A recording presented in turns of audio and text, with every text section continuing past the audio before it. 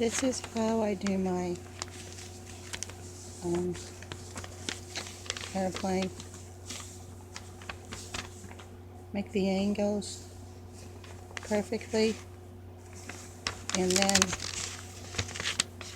fold it together like this.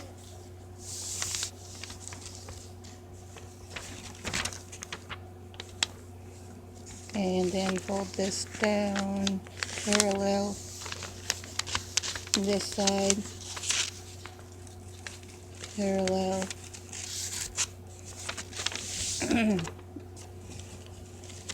And then if I actually fold this over like this, it kind of becomes a jet, so to speak, like that.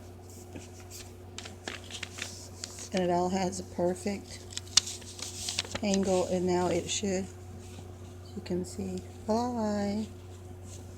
Ready.